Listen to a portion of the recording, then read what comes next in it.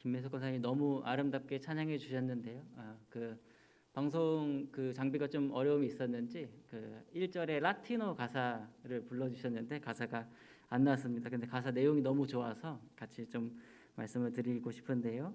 1절의 가사가 생명의 양식을 하늘의 만나를 마음이 빈 자에게 내리어 주소서. 낮고 천한 우리 긍휼히 보시사 주여 주여 먹이어 주소서. 주여 주여 먹이어 주소서. 이게 1절의 가사였습니다. 저는 앞에서 그냥 단순히 스피커로 이렇게 전하고 있지만 우리 주님께서 오늘 예배에 참석하신 모든 성도님들 마음 가운데 영혼의 양식을 먹여주시기를 간절히 소망합니다. 네, 오늘도 수요예배 나오신 성도님들을 주님의 이름으로 사랑하고 축복드립니다. 제가 제 아내에 대해서 이야기한 적이 한 번도 없었던 것 같은데요. 그래서 오늘은 어젯밤에 제가 아내랑 대화를 하다가 또 기도를 하다가 하나님이 제게 주셨던 은혜를 좀 나누면서 말씀을 시작해 보고자 합니다. 제 아내는 지금 파주에 있는 다른 교회에서 유치부 전도사로 사역을 하고 있습니다. 제 아내는 저와 신학대학원 동기인데요. 저는 학부에서 일반 대학교를 다녔습니다. 일반 대학교를 다니고 신학대학원에 진학해서 지금 이렇게 사역을 하고 있습니다. 제 아내는 대학교도 신학대학교를 다녔습니다. 대학교도 신학대학교를 다니고 신학대학원에 진학해서 저와 함께 공부하고 또 함께 졸업했고 지금도 귀하게 사역을 하고 있습니다. 그런데 어제 저희 아내에게 문자가 하나 왔는데요. 아내가 저한테 보낸 게 아니라 아내에게 문자가 하나 왔습니다. 그런데 그 문자가 어떤 문자였냐면 이제 곧 학자금 대출 장기 미상 환자로 지정이 되니까 이것을 지정되기 전에 빨리 상환을 시작하라, 이런 통보에 문자가 어제 이제 왔습니다. 저는 이제 아내의 그 얘기를 듣고 그러면 이제 갚아 나가면 되겠다, 이렇게 생각을 했는데 아내는 이제 그게 마음이 무거웠던 것 같아요. 자기한테 이렇게 문자가 오고 저한테 얘기를 해야 된다는 것에 대해서 좀 무거운 마음을 갖고 있었던 것 같습니다. 그래서 어제 밤에 이제 잠들기 전에 요즘 자기가 가지고 있었던 여러 가지 그 걱정들, 또 근심들 이런 것들을 갑자기 나누면서 저한테 갑자기 기도를 해달라고 하는 거예요. 그런 적이 한 번도 없었는데 기도를 해줬으면 좋겠다, 이런 얘기를 하길래 제가 차마 이제 소리내서 기도는 못 하겠고 그냥 잠잠하게 아내를 이렇게 손을 얹고 혼자서 이제 속으로 좀 기도를 하고 있었습니다. 그런데 그렇게 기도를 하고 있는데 하나님한테 저한테 이런 그 은혜를 주셨어요. 이런 마음을 주셨는데 하나님께서 우리 아내에게 학자금 대출을 주셔가지고 신학의 길을 공부하게 해주셨고 하나님을 더 알게 해주셨으니 참 감사하다. 하나님이 어쨌든 학업의 길을 통해서 하나님을 알게 해주셔서 너무 감사하다. 그리고 신학대학원에 와서 말씀을 더 깊이 알고 또 하나님 나라를 전하는 사역자로 이렇게 살고 있으니 어찌 얼마나 감사한가. 그리고 신학대학원에 와서 또 저를 만났잖아요, 같이. 그래서 참 감사하다, 이런 기도가 나왔습니다. 물론 하나님께서 아내에게 장학금을 주셨거나 또는 여러 가지 길들로 빚이 없이 공부할 수 있게 해주셨으면 좋았겠다라고 누구는 생각할 수 있겠죠. 그렇게 생각할 수 있겠지만 저는 어제 밤 기도를 하면서 아내랑 함께 하나님을 함께 우리가 공부할 수 있었음에 감사를 드리기로 결정을 했습니다.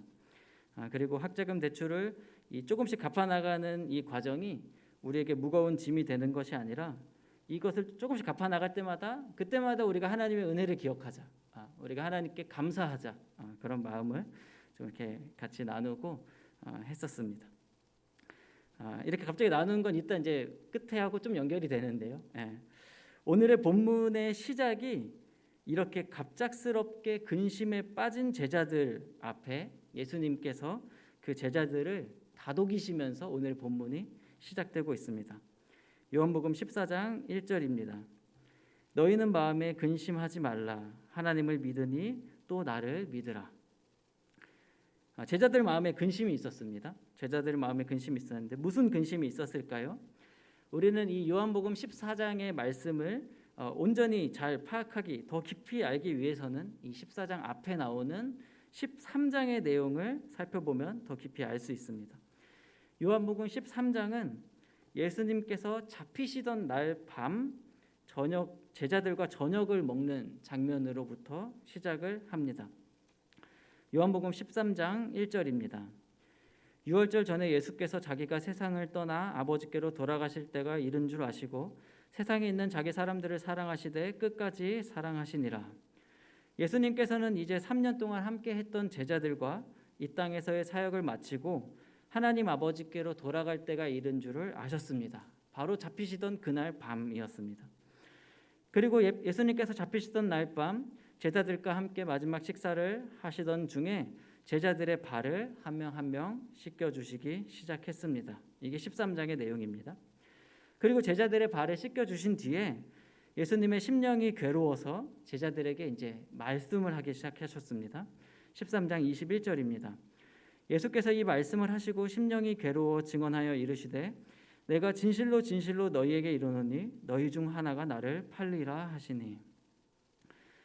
그리고 나서 유다가 예수님께서 주시는 떡 조각을 받아 먹고 대제사장들과 바리새인들에게 예수님을 팔기 위해서 그 자리를 나갔습니다. 그리고 예수님께서 계속 이어서 제자들에게 말씀을 하시는데요. 33절입니다.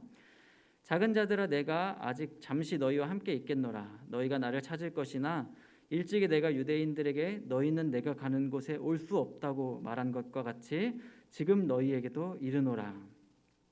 그러니까 내가 앞으로 갈 곳에 너희가 올 수 없을 것이다. 내가 예전에 유대인들에게 이런 얘기를 했었는데 그것을 이제 너희에게도 말한다. 이렇게 얘기를 하신 거죠.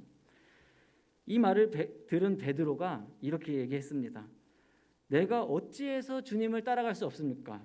내가 주님을 위해서 목숨까지도 버리겠습니다. 이렇게 이야기했지만 그때 예수님께서는 내가 진실로 진실로 너희에게 이르노니 닭 울기 전에 내가 3번 나를 부인하리라. 이렇게 말씀을 하시면서 13장이 맞춰집니다. 이게 이제 13장의 전반적인 내용이에요. 그러니까 제자들의 마음에 근심이 이제 가득했던 것입니다. 지금까지 자신의 생업을 모두 포기하고 예수님만 따라왔는데 예수님께서 어디로 가신다고 하시는데 그 길에 너희는 오지 못할 거야 이렇게 얘기를 하시는 거죠. 그리고 예수님께서 제자들 중에 한 명이 나를 팔 거다라고 얘기하시고 수제자였던 베드로조차도 오늘 밤에 너가 나를 3번 부인할 것이다 이렇게 계속 얘기를 하시니까 이 제자들의 마음이 이 상황이 지금 어떻게 돌아가고 있는 건지 마음속에 근심이 가득했던 것입니다. 그런 제자들을 향해서 예수님께서 그런 제자들을 위로하시면서 한참을 대화를 이어가십니다. 13장부터 17장까지 이렇게 총 5장에 걸쳐서 제자들이 질문하고 예수님께서 대답하시고 질문하고 대답하시고 마지막 17장에는 기도해 주시면서 이렇게 그 상황이 끝나는데요. 그 한 2-3시간 그 사이에 있는 일을 요한복음 총 21장 중에 5장을 할애해서 보여주고 있습니다. 예수님께서 근심에 쌓인 제자들을 위로하시며 함께 오랜 시간 대화해 주시고 어루만져 주신 것처럼 오늘 혹시 이 시간에 우리 세상 근심 속에 세상의 근심과 걱정과 염려 속에 마음이 어려워진 분들이 있다면 이 시간 주님께서 여러분들의 마음도 위로해 주시고 만져 주실 수 있기를 바랍니다. 다시 오늘의 본문 14장 1절을 한번 살펴보겠습니다. 우리가 이제 배경을 알았습니다. 이 대화의 배경을. 예수님께서 근심에 빠진 제자들에게 이렇게 말씀을 해주셨습니다. 너희는 마음에 근심하지 말라. 하나님을 믿으니 또 나를 믿으라. 사람들은 보통 특별히 교회를 다니는 사람들은 근심의 반대말이 평안이나 안정감이라고 많이 생각을 합니다. 그런데 우리가 방금 읽은 14장 1절의 말씀에 따르면 근심의 반대말은 믿음입니다. 평안과 안정감은 우리가 하나님을 믿을 때 주어지는 열매인 것이죠. 우리가 하나님을 믿기 때문에 하나님의 선하심을 믿기 때문에 우리에게 평안과 안정감이 주어지는 것이지 근심의 반대말이 이제 평안이 아니라는 이야기입니다. 이것을 반대로 이야기하면 우리 안에 근심이 생기는 이유는 하나님을 믿는 우리의 믿음이 흔들리고 있기 때문입니다. 상황이 어려워서일 수도 있죠. 물론 초반에는 그렇죠. 초반에는 어려운 상황들이 막 오면은 우리 마음이 흔들립니다. 그런데 이 본질적으로 들어가다 보면 우리가 세상을 살아가면서 근심이 주어지고 이것이 계속해서 나를 괴롭히는 그 본질로 들어가다 보면 우리의 믿음을 점검해 보아야 한다는 것입니다.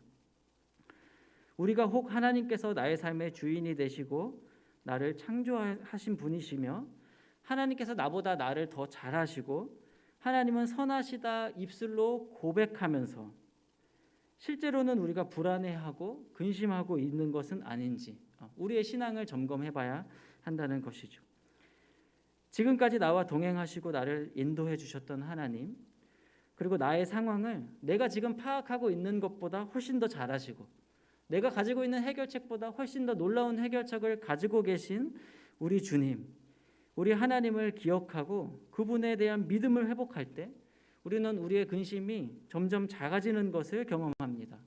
그리고 선하신 하나님을 향한 우리의 소망이 반대로 커져가는 것을 경험하게 됩니다. 이어서 예수님께서는 제자들에게 이렇게 또 말씀하셨습니다. 내 아버지 집에 거할 곳이 많도다. 그렇지 않으면 너희에게 일렀으리라. 내가 너희를 위하여 거처를 예비하러 가노니 가서 너희를 위하여 거처를 예비하면 내가 다시 와서 너희를 내게로 영접하여 나 있는 곳에 너희도 있게 하리라. 예수님께서 제자들에게 나는 너희의 거처를 예비하러 간다. 이렇게 말씀하셨을 때는 하나님께서 허락하신 우리의 삶, 지금 우리가 살아가고 있는 이 삶의 최종 도착지를 예수님께서 알고 계시다는 뜻입니다. 우리에게 근심이 쌓이는 여러 가지 이유들이 있겠지만 그 본질적인 마음으로 계속 들어가다 보면 우리의 인생이 지금 어디로 가고 있는지, 우리의 인생이 한치 앞을 알 수 없기 때문에 지금 나에게 닥쳐진 이 문제들이 어떻게 움직일지 모르기 때문에 이제 두려움이 생기는 것이죠. 제자들도 지금 상황이 어떻게 돌아가고 있는지 몰라서 당황스러움과 두려움이 가득했습니다. 그때 예수님께서 이렇게 말씀하시는 것입니다. 내가 너희의 나갈 길을 알고 있다. 내가 너희의 도착지를 알고 있다.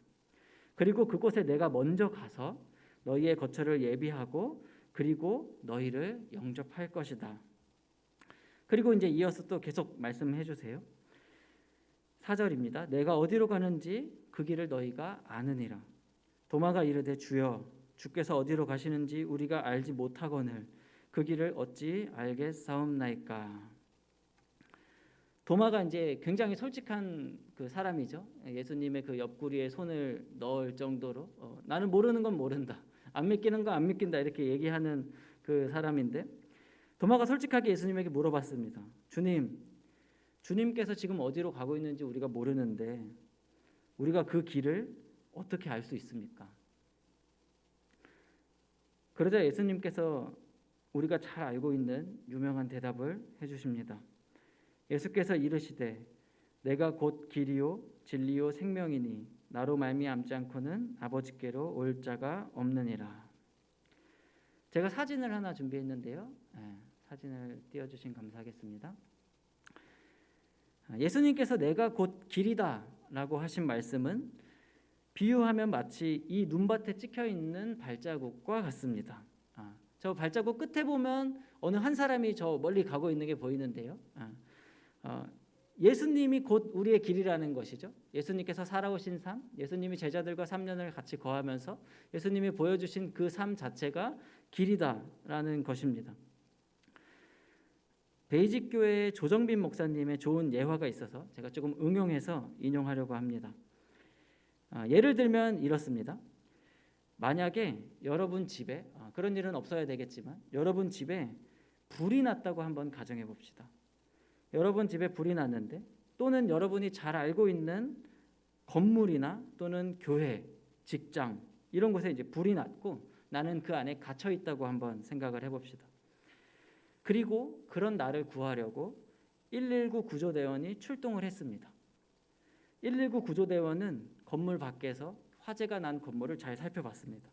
화재가 난 건물을 보면서 어디로 탈출해야 할지 이 건물 밖에서 이 길을 다 파악하고 계획을 세운 뒤에 나를 구하기 위해서 불길 속으로 뚫고 건물 안으로 들어왔습니다. 그렇다면 내가 이 불이 난 건물을 탈출하려면 누구를 따라가야 될까요?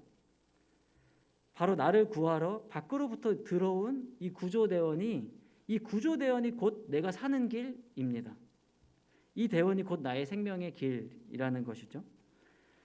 그런데 만일 이러한 상황에서 나를 구하러 밖으로부터 불길 속으로 구조대원이 뛰어 들어왔는데 그 구조대원을 향해서 내가 이 집은 당신보다 더 잘합니다.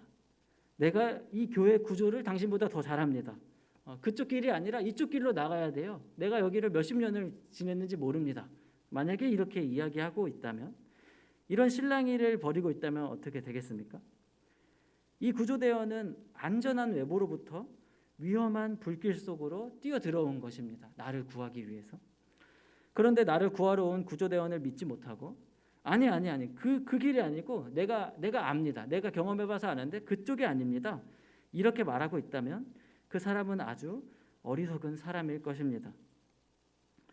그런데 바로 이러한 상황이 죄에 빠져 스스로 헤어나올 수 없는 나를 위해 예수님께서 하늘 보좌에 계시다가 이 땅에 내려오신 성육신의 사건과도 같습니다.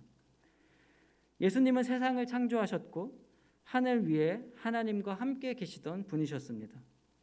예수님께서는 육신의 연약함을 입으실 필요가 없으셨고 엄중한 죄의 대가와 하나님의 진노, 하나님의 외면을 받으실 필요가 없는 분이셨습니다. 그런데 그런 예수님께서 죄로 인해 영원한 죽음의 불길 가운데 빠진 헤어나올 수 없는 나를 보시고 나를 구하시기 위해 십자가의 길을 이미 계획하시고 친히 이 땅에 내려오셨습니다. 그러므로 예수님이 곧 우리의 생명의 길인 것입니다. 그런데 아까 불길 속에서 구조대원과 실랑이를 벌이고 있던 어리석은 사람처럼 우리도 우리를 찾아오신 예수님을 향해서 주님, 제 인생은 제가 잘 압니다. 제가 이 직종에서 몇십 년 동안 일을 봤는데요, 주님, 제가 저희 가정을 몇십 년 동안 꾸려보니까요, 그게 아닙니다, 주님, 제가 제 자식을 이렇게 키워보니까요, 그런 주님의 방법으로는 안 됩니다. 성경대로만 어떻게 삽니까, 주님의 말씀대로만 어떻게 이 험한 세상을 살아가겠습니까? 이렇게 어리석은 실랑이를 하고 있는 것은 아닌지 모르겠습니다. 또는 한편으로는 이렇습니다. 주님, 제가 교회를 이렇게 오래 다녀보니까요, 우리 교회는 그 방법이 아닙니다, 주님, 다른 교회는 몰라도 우리 교회는 제가 잘 알죠, 주님. 그 방법은 아닙니다, 주님. 이렇게 주님 앞에 우리가 말하고 있지는 않은지 우리의 모습을 돌아보아야 하겠습니다. 예수님께서 우리 제자들을 향하여 또 우리들을 향하여 내가 곧 길이다 이렇게 선포하실 때 우리가 한 가지 더 알아야 하는 것이 있습니다. 네, 화면을 띄워주시면요. 영어 성경입니다. 혹시 익숙하지 않으신 분들께는 죄송한데요. 간단하게 보시면 저 노란색으로 제가 표시를 해놨는데 중간에 the way 이렇게 돼 있고 한 절만 더 넘겨주시면 하나만 더 넘겨주세요. 보면 이제 14장 6절이 예수님께서 내가 곧 길이요 진리요 생명이다 이렇게 하신 부분인데요. 특히 14장 6절에는 내가 곧 길이다 이렇게 나와 있어서 저기 보면 I'm the way라고 돼 있는데 저 더를 기억하면 내가 그 길이다 이렇게 해석이 돼야 됩니다. 근데 한글 성경에는 그 자가 빠졌어요. 이게 어떤 차이가 발생하냐면요. 예수님이 길이라고 할 때 여러 갈래의 길이 있는데 그 중에 한 개의 길, 그 길이 아니라 오직 하나의 특정한 길, 바로 그 길, the way, 바로 그 길이다 내가 이렇게 얘기를 하셨다는 거죠. 이 표현은 예수님께서 자신을 유일한 길로서 선포하셨다는 것입니다. 어떤 면에서 유일한 길일까요? 길을 정의할 때 보통 출발지와 목적지를 통해서 이 길이 어떤 길인지 정의할 수 있습니다. 예를 들면 내 집으로부터 교회로 가는 길 또는 경부고속도로 이런 것처럼 서울에서 부산까지 가는 길 이런 식으로 길을 정의할 수 있다는 거죠. 예수님은 하나님 아버지께로 가는 유일한 길입니다. 세상에서 돈을 많이 버는 길은 여러 갈래가 있습니다. 누군가는 열심히 일을 해서 돈을 벌고, 누군가는 주식을 해서 돈을 벌고, 누군가는 부동산을 통해서 돈을 벌고, 또 누군가는 사기를 쳐서도 돈을 벌기도 합니다. 그래서 만약 우리의 인생의 목표가 돈을 많이 벌고 재정적으로 안정적인 삶을 사는 것에 있다면 그 길은 여러 가지 갈래길이 있습니다. 여러 가지 방법으로 돈을 버는 방법이 있다는 것이죠. 하지만 하나님 아버지께로 가는 길은 오직 유일한 길, 예수님 밖에는 없습니다. 이 말을 다르게 표현하면 이렇습니다. 예수님을 따라가는 길은 세상에서 잘 먹고 잘 사는 처세술이 아닙니다. 그래서 만약에 우리가 세상에서 잘 살고 성공하기 위해 신앙생활을 하고 있다면, 내가 세상에서 잘 살고 부유하고 안정감을 누리기 위해서 예수님을 따라가고 있다면 그 사람은 길을 잘못 찾은 것입니다. 예수님을 따르는 길은 우리의 참 아버지이신 하나님께로 가는 길입니다. 존 버녀는 아버지께로 가는 이 길을 빗대어 신앙을 믿음의 여정으로 표현하는 철로역정이라는 책을 썼습니다. 유명한 책이죠. 이 철로역정이라는 책을 읽어보신 분들은 더 잘 아시겠지만 이 길은 세상이 추구하는 것처럼 안락하고 좋은 일들이 가득한 꽃길은 아닙니다.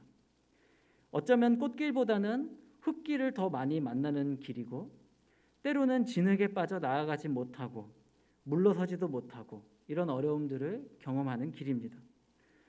또 이 길에서는 빈번하게 영적인 전쟁이 일어납니다. 그 책 보면은 괴물들이 막 나오거든요. 영적인 괴물들이. 길을 걷다 보면 우리를 두렵게 만드는 세상의 여러 가지 위협들을 마주하게 되는 길입니다. 그러나 예수님의 제자들은 예수님께서 붙잡혀 가실 때 모두 다 도망쳤지만 성령님께서 임하신 후 제자들은 예수님께서 그때 하셨던 말씀이 이것이었구나 깨닫기 시작했습니다. 성경에 보면 그런 구절들이 많습니다. 예수님께서 승천하신 후에 제자들이 이것을 향한 말이었음을 깨달았더라. 이런 부분들이 많이 나오거든요. 그리고 두려움에 떨던 제자들이 성령으로 거듭나서 예수님을 따라서 예수님의 길, 십자가의 길을 함께 걸어갔습니다. 그리고 그러한 제자들의 마음속에는 주님께서 예비해 주시겠다고 하신 그 거처, 우리의 진짜 본향에 대한 소망이 있었습니다. 히브리서 11장 16절입니다. 그들이 이제는 더 나은 본향을 사모하니 곧 하늘에 있는 것이라. 이러므로 하나님이 그들의 하나님이라 일컬음 받으심을 부끄러워하지 아니하시고 그들을 위하여 한 성을 예비하셨느니라. 존 버년의 철로 역정과도 같이 성경 안에서도 하나님께로 가는 이 길을 묘사하는 장면이 있습니다. 여러 군데가 있는데요. 오늘은 계시록 그 본문을 한번 읽어보고자 합니다. 요한계시록 22장 1절에서 5절입니다. 또 그가 수정같이 맑은 생명수의 강을 내게 보이니 하나님과 및 어린 양의 보좌로부터 나와서 길 가운데로 흐르더라. 강 좌우에 생명나무가 있어 12가지 열매를 맺되 달마다 그 열매를 맺고 그 나무 잎사귀들은 만국을 치료하기 위하여 있더라. 여기 2절까지 한번 생각해 보시면 이 사도 요한이 하나님의 환상을 봤는데 하나님과 및 어린 양의 보좌로부터 나오는 그 생명수의 강이 있는데 그것이 길 가운데로 흘렀다. 이렇게 나오고 있습니다. 그리고 그 강 옆에 생명나무가 있고 그 생명나무 잎사귀들로 만국을 치료하기 위하여 있더라. 이렇게 되어 있습니다. 3절부터 다시 읽겠습니다. 다시 저주가 없으며 하나님과 그 어린 양의 보좌가 그 가운데 있으리니 그의 종들이 그를 섬기며 그의 얼굴을 볼 터이요 그의 이름도 그들의 이마에 있으리라. 다시 밤이 없겠고 등불과 햇빛이 쓸데없으니 이는 주 하나님이 그들에게 빛이심이라. 그들이 세세토록 왕노릇 하리로다. 사도 요한이 환상 속에서 하나님의 보좌로부터 연결된 길을 보았습니다. 그리고 그 길에 생명수의 강을 보았고 생명나무를 보았습니다. 그런데 아까 2절에서 그 나무 잎사귀가 만국을 치료하기 위하여 있다라고 하고 있는데, 그 표현은 그들에게 치료해야 하는 아픔과 고통이 있었다는 것을 전제로 하고 있습니다. 그 길을 나오는 자들에게 그런 어려움과 아픔이 있었다는 것이죠. 3절에 다시 저주가 없겠고 라고 하는 말은 그들에게 이 저주와 같은 상황이 있었다는 거죠. 이 저주와 고난과 같은 상황이 이 길 가운데 있었다는 말입니다. 5절에 보면 다시는 밤이 없겠다, 이런 표현이 있는데요. 우리의 인생길에 어두움이 있을 수 있다 하는 것이죠. 특별히 우리 예수님을 따라가다 보면 훨씬 더 많이 만나게 되는 어려움입니다. 그러나 중요한 것은 이 길이, 예수님의 길을 따라 하나님께로 향해 가는 우리의 인생길이 때로는 험하고 비탈 길이 있어도, 때로는 이유를 알 수 없는 고난과 때로는 주님을 잘 믿는다는 이유로 어려움을 겪게 된다고 할지라도 이 길이 우리 하나님께로 가는 길이기에 우리는 즐겁게 이 길을 걸을 수 있다는 것입니다. 조금 뜬금없기는 한데요. 제가 설교를 마무리하면서 그 강원도 삼척에 있는 한 명소를 여러분에게 소개하면서 말씀을 마치려고 합니다. 끝까지 잘 들어보시면 됩니다. 그 사진을 하나 보여주세요. 여기는 그 향초 목원이라고 하는 펜션입니다. 지금 보면 그 산 위에 있는데요, 굉장히 이쁘게 돼 있죠. 이쪽에 있는 건 낮의 모습, 옆에 있는 건 이제 밤의 모습입니다. 하나 더 넘겨주시면 한 장 더 넘겨주세요. 보시면 그 펜션 안으로 들어가면 그냥 쫙 산이 이제 펼쳐져 있습니다. 너무 그 풍경이 너무 좋대요. 가면 그냥 그 자체로 힐링이 되는 곳이랍니다. 하나 더 넘겨주세요. 저기 보면 이제 저렇게 앉아가지고 그냥 책도 읽고 또 생각도 하고 이런 곳을 만들어 놨습니다. 넘겨주세요. 너무 좋죠. 저기 앉아가지고 그냥 산을 보면서 하늘을 보면서 날씨가 좋으면, 지금 사진에 좀 흐리는데 날씨가 좋으면 훨씬 좋답니다. 하나 더 넘겨주시면 저기 이제 바베큐장입니다. 저기서 고기 구워 먹고 가족들하고 하고 있는데 그냥 산 안에서 이렇게 하는 곳입니다. 펜션 광고는 아닙니다. 제가 아는 사람이 하는 곳은 아니고요. 펜션 광고는 아닌데, 그런데 이 펜션이, 이 향초 목원이라고 하는 펜션이 인기가 너무 좋아가지고, 인기가 얼마나 좋은 곳이냐면 2021년 현재 기준으로 벌써 올해 말까지 예약은 다 끝났다고 합니다. 하루도 빼놓지 않고 예약이 다 차 있어요. 올해 말까지, 평일 주말 할 거 없이요. 그만큼 인기가 많은 곳인데요. 그런데 여기를 다녀온 사람들의 어떤 글이나 인터넷 그 블로그들을 보면은 여기까지 가는 길이 그렇게 험하다고 합니다. 딱 봐도 산 위에 있잖아요. 산 위에 저 펜션이 하나 딱 있는데 가는 길이 너무 험하대요.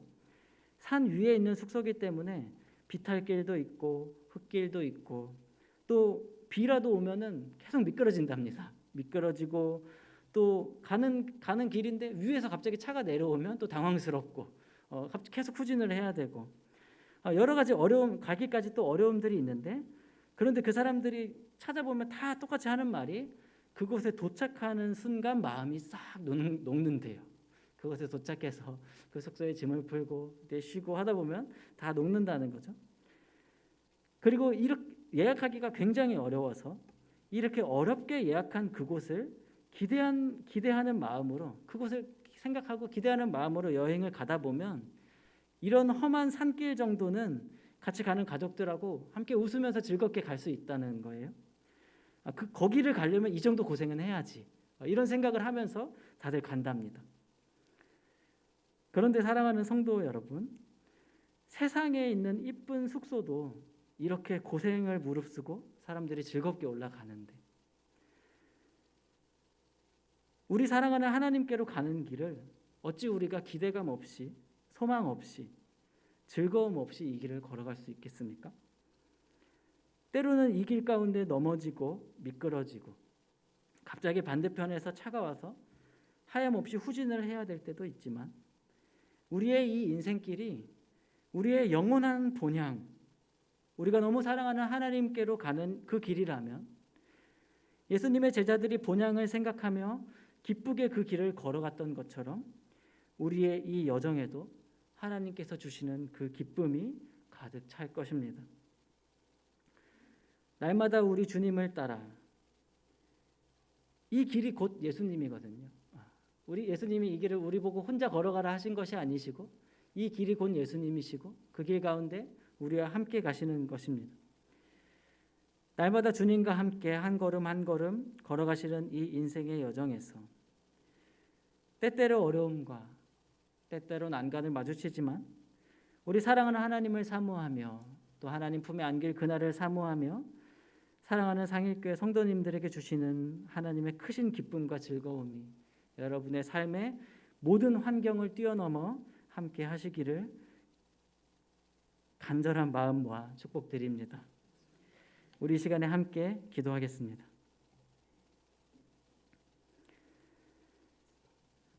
우리 같이 기도하실 때 눈을 감고 잠시 묵상해 보면 좋겠습니다. 여러분의 삶은 지금 어떠한 길을 걷고 계십니까? 혹 지금 여러분이 걷고 있는 길이, 인생의 길이 흙길처럼 느껴지고 또 진흙길처럼 느껴지시진 않으십니까? 이 시간 우리 같이 함께 기도하실 때 주님, 우리의 눈을 열어주옵소서. 하나님, 우리의 눈을 열어 이 인생의 길을 주님께서 동행하고 있음을 볼 수 있는 눈을 나에게 허락하여 주옵소서. 주님을 따라 걸어가는 이 길이 때로는 아픔이 있고 때로는 눈물이 있고 때로는 어두운 골짜기가 있을지라도 우리가 주님을 따라가는 이 사랑하는 하나님을 향한 길을 멈추지 않게 하여 주옵소서.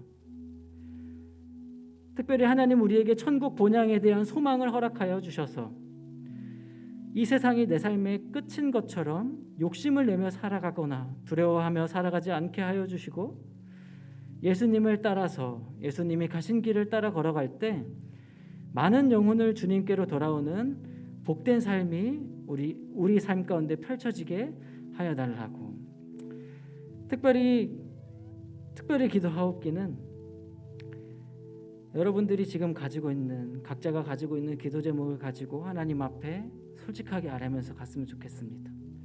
어젯밤에 제가 하나님 앞에 기도했던 것처럼 주님, 저에게 이런 어려움이 있습니다. 주님, 저에게 이러한 문제가 있고 이러한 근심이 있습니다. 그러나 주님, 이 근심보다 훨씬 더 크시고 이 상황보다 크신 하나님을 볼 수 있는 눈을 주십시오. 하나님, 내가 이 상황 가운데 하나님이 나를 더 세심하게 살피시고 나보다 이 상황을 더 잘 아시고 훨씬 더 놀라운 해결책을 갖고 계시다는 것을 내가 깨닫게 해달라고 우리 이 시간에 내가 가진 문제들을 솔직하게 하나님 앞에 내어놓으며 같이 한번 뜨겁게 기도하도록 하겠습니다. 같이 기도합니다. 사랑하는 하나님, 감사합니다. 하나님, 죄로 인해 허물로 인해 죽을 수밖에 없는 우리, 뜨거운 지옥불 가운데 던져질 수밖에 없는 나의 영혼을 위하여 하늘의 보좌를 버리시고 이 땅에 내려오셔서 십자가로 나를 구원하시고 나에게 유일한 생명의 길이 되어주신 하나님, 감사를 드립니다. 주님, 나를 구원하시고 특별히 하나님 우리에게 은혜를 주셔서 하나님을 알게 하셨고 나를 향한 하나님의 사랑을 깨닫게 하셨사온데 아버지, 내가 내 눈앞에 있는 문제와 내 눈앞에 있는 어려움들로 인하여 나를 향한 하나님의 그 크신 사랑, 나를 위해 생명을 던지신 예수님의 그 사랑을 잊어버린 채 아버지, 내가 혼자서 전전긍긍하고 있던 제자들의 모습은